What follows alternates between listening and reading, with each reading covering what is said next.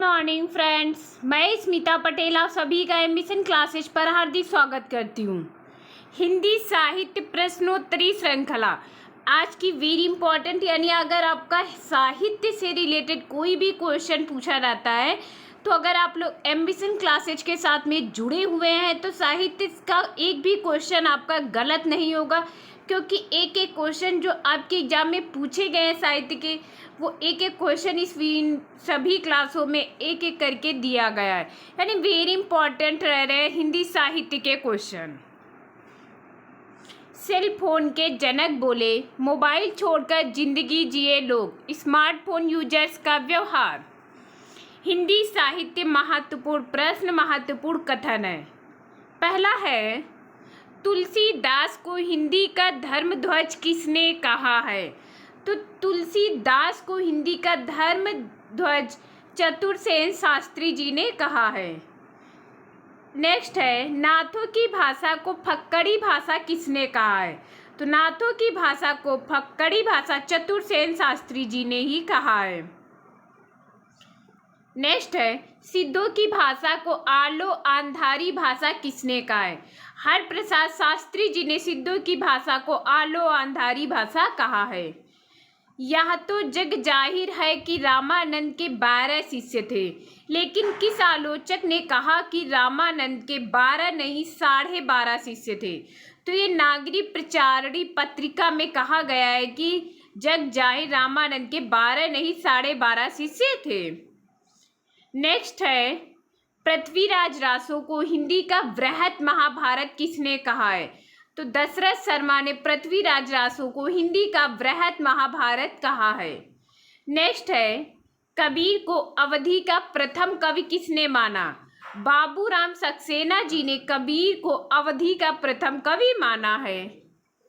Next है, मिश्र बंधुओं ने हिंदी का सबसे उद्दंड कवि किसे माना है?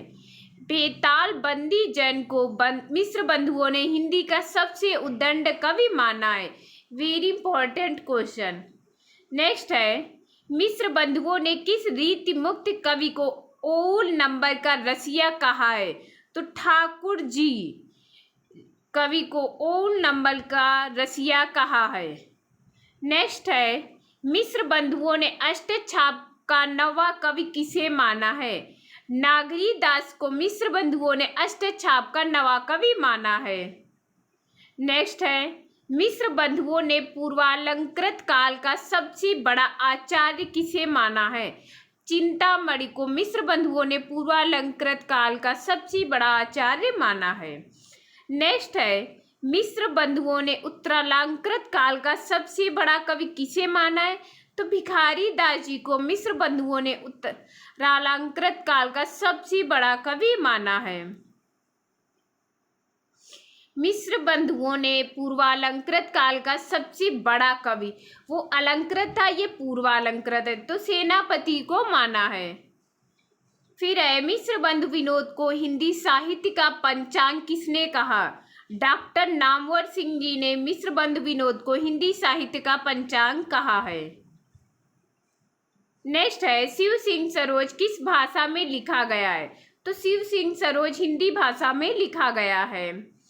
गुरु ग्रंथ साहिब में कुल कितने संत कवियों के पद है? तो 17 गुरु ग्रंथ साहब में कुल संत कवियों के पद हैं। नेक्स्ट है, नंददास जड़िया और कवि गड़िया यह तो जग जाहिर है, लेकिन वो एक भक्त कवि कौन है जिसे जड़िया और गड़िया भक्त कवि कहा जाता है? तो तुलसीदास जी को जड़िया और गड़िया भक्त कवि कहा जाता है। ये भी वेरी इंपॉर्टेंट है।